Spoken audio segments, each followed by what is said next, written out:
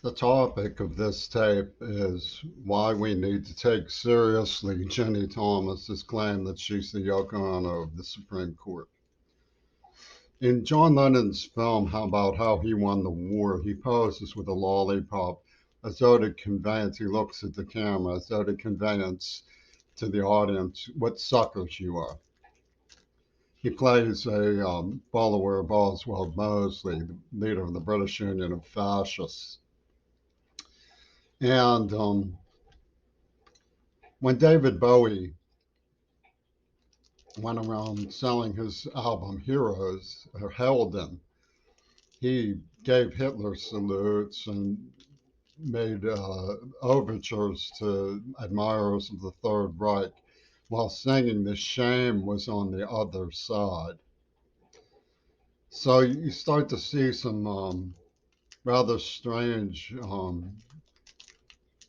overtures to the romance of profound vulgarity and the decadence of the Third Reich emerging from the rock industry from the British invasion. Now, there's a scene in a made for TV film. Hollywood's gotten awfully good at going from normal everyday settings to outrageous psychotic outrages, you know.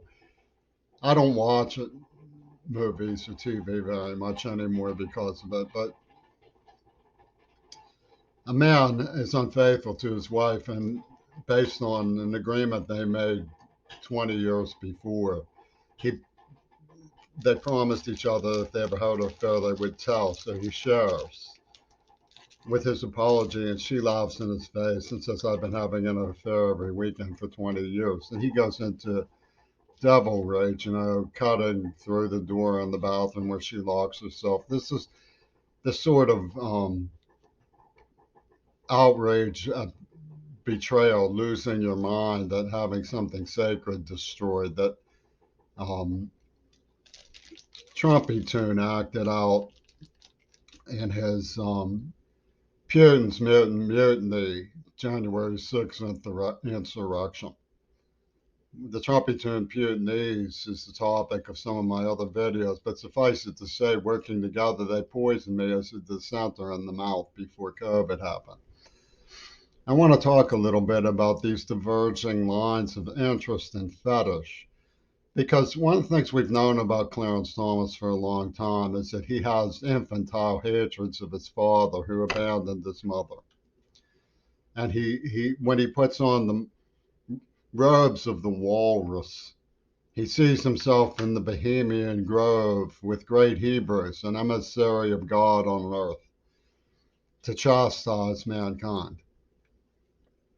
Well, we know now that Gail Burson's letters came from the Supreme Court, which is the reason why nobody's ever been interested in their nasty experiment with ultra high and the fact that they started AIDS. Now, they say in Homeland Security, if you see something suspicious, report it. I mean, that's like laugh up the sleeve, ha ha ha. What are you gonna do? You know, there's something suspicious about puzzle, the puzzle P U and Zell in the Ukrainian legal war zone. Oh, mind your butters. There's something suspicious about this Jewish girl whose friends have been robbing museums and attacking the children of senior faculty in slave labor, um, lifelong hostage to the pornography industry owned by Yoko Ono. Oh, mind your butters. There's something suspicious about the way there was a man named Richard, supposedly in an academic environment where the playing fields were level, who smashed the playing board of Tacoma Community College with the COVID bomb. And all of these little notes and asides leading up to it, anal kisser, you know, the poison in the mouth, all of these indications that COVID was planned. Oh, tell Homeland Security about that one. You know, they have better things to do. So when you look at The idea of Ginnni Thomas as being the Yoko Ono of the Supreme Court, you're supposed to believe she is true love, not a trophy bride. You see, when Lennon loved Yoko Ono, it was true love, but when Jimmy loved Midori Goto, it was a quest for a trophy bride, and Judge Thomas had called dibs for the black man and made the arrangements with the Pitt administration of higher learning and Africana studies, who sincerely believed that the swastika is a sacred African symbol. As surely as they believe, you know, as surely as the Russian soldiers believe that they're killing Nazis when they massacre people on bicycles trying to deliver a dozen eggs to one of their neighbors in starvation. It's amazing what you can make people believe with Hollywood. Corruption away. These are the moguls. There's a difference between dreams and reality. And what happened with the Cold War under Hitler Reagan was that the dreams became ever more restrictive because of financial double cross. In order to humiliate America in Vietnam, they first had to start the war in Vietnam, which meant getting rid of the Kennedys. And then they came in with the double identity of the civil rights movement if you go into Vietnam. So the black man went into Vietnam. And ever more restrictive. Shirley Chisholm said she disapproved of the war in Vietnam because it was taking money from Head Start programs. Ever more restrictive. And where does it lead? Well, one of the things we know about their index system is that the index system is an index of entitlements. If you are named, you may be entitled to Section 8. If you are not named, you are an illegal, or you are homeless, or you pit the homeless against the illegals. Now it becomes increasingly dire for the oligarchs on high and who conceptualized in 74 of becoming flame over Africa. That's no joke. This is in their environmental secret plan of the Bohemian Grove with the great Hebrews, a flame over Africa to limit the index of entitlements.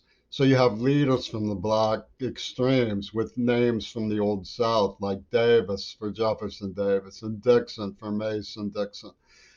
They're in the index of entitlements because it's all going according to plan. So what you have is a situation in Pittsburgh of absolutely cynical glee among the Lucifers of the car theft ring and their admirers in Seattle. The gays just put AIDS aside, we're after the money. And that's the way they've developed the situation of victim status. You were named in the script, so you are a war criminal. It doesn't matter that I didn't know anything about it, that I was tortured, they knocked me out. So they have pimps and thieves dressing up as Marcus Garvey, oligarchs of the macho hip hop scene who are, the new Rambos, who want first blood and so on. And all of this is eradicating public education. And academics is going along with it. So, I mean, we actually saw Scotus, the Supreme Court of the United States, author a threat of nuclear civil war against the United States, and it came to pass with the Trump as the sacred, the African swastika. It's amazing what you can get people to believe, and so all of this rests on our legacy now, a legacy that has pitted our public education, our rights and our values, our health care and our safety, our goodwill for man against Yoko Ono's incredibly zany mania. And what John Lennon pulled allowed them a shield for anything they do. AIDS, COVID 19, anything they do has the shield of saying it's the will of Lennon. When Amanda Harcourt wrote to me for Yoko Ono back in 1984, 85, 84, she said the whole is greater than the sum of its parts. Well, I mean, Putin's army says that when they gun down massacre citizens in the Ukraine. Well, the whole is greater than the sum of its parts. We're going to just get rid of some of the parts. She said something about seeing um, a fine turn of phrase making you go cross-eyed. Well, Clarence the Cross-Eyed Lion was a famous television show called Dog Tory. So what's up, Dog Tory? I mean, they're playing all of these pun games. They had me for 12 years with a man with a white wife named Helia, whose last name was Thomas, and the first name was Lamont, like Claymont Court, where her court hails from. You get the idea. And they were calling dibs through the whole thing on Midori Goto. While Shulman was robbing the museums. And who was Shulman selling these things to? Well, his partner worked with Adam Oz instead of speechwriter for Donald Trump. So we can have reason to suspect that um, Ginnni Thomas was in on stealing from the museums and selling them to the oligarchs, these sacred Hebrew records, holy Bibles from long ago and so forth that Shulman got his sticky fingers on. And what they've done is created a sort of license for dishonor by manufacture. Like when a girl seduced me with telling me only of her roommate, which I thought she meant another girl. Turned out to be a marriage of convenience, but they had created a legal mechanism to alibi, a false flag, so to speak, about adultery, to alibi and license their own incessant dishonor.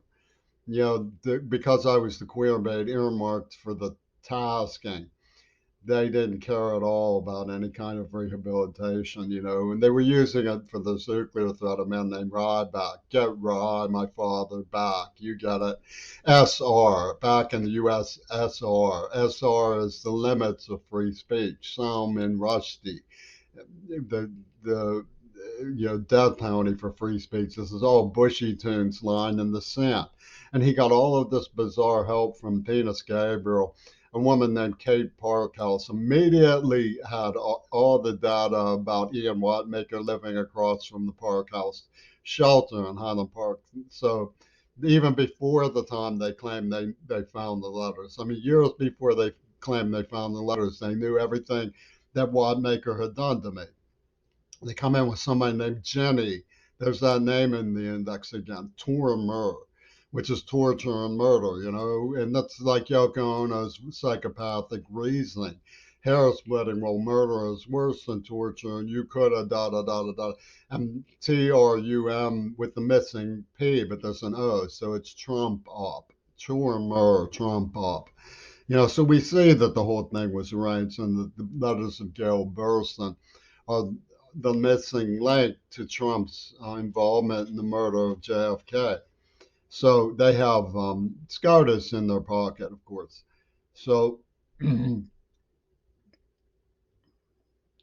use abortion as the shyster card, so to speak. They impinged, the psychopathic value code of the Beatles on a child in hostage and managed to use him enough that one of the women smushed the rejected lover abortion in his face. And they were, aha, again, it was this principle of using uh,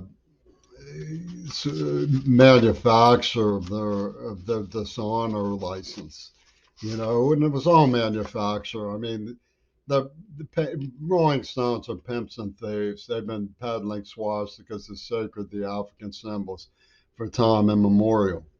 So, when you get your stimulus blood money, you might want to, when you think about when we got our stimulus blood money, we might want to keep in mind that they disappeared at our grannies, you know, and what the dark web of cruelty surrounding pet news was. Like people wonder what I went through, and it's hard to understand because a lot of it was very deeply subconscious.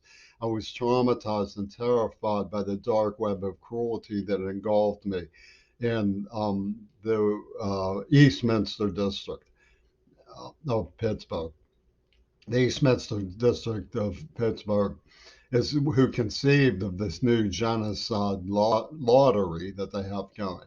And of course, the moguls use little girls. I talked about that long before Greta, the COVID, long before Camellia the Leva with her orbiting this way and that way. Ice Skate Blade was the angel of death for Putin.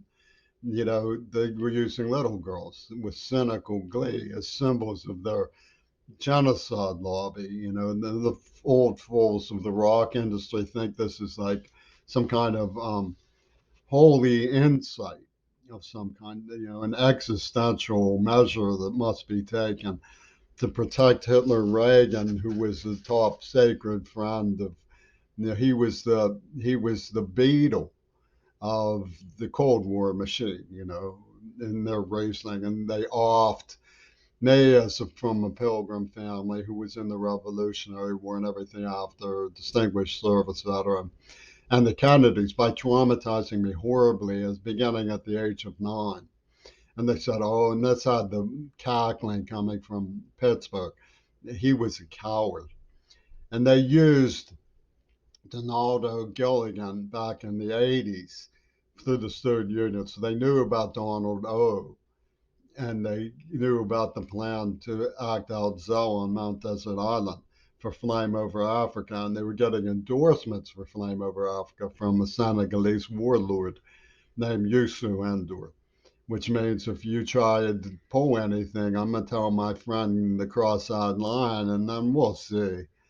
So, if you got 50 bucks on Donald Trump, you might want to ask for it back because Obama said all of this is the joke's on you. This is the joke's on you. This guy tells his wife he's been unfaithful, and the joke's on him. She's been unfaithful for 20 years. So what you have is a situation where Putin is in this League of Gentlemen. They're all in love with each other. They can get rid of the masses and make a oligarch's paradise of yacht clubs. You know, and the way that they use the least loudest of them all as poster girls to hide behind is really shocking. You know, and it's like corruption away. And my heart goes out to anybody who's been fooled into loyalty to the Beatles because they're war criminals from the arms race. And this is the return of Dachau.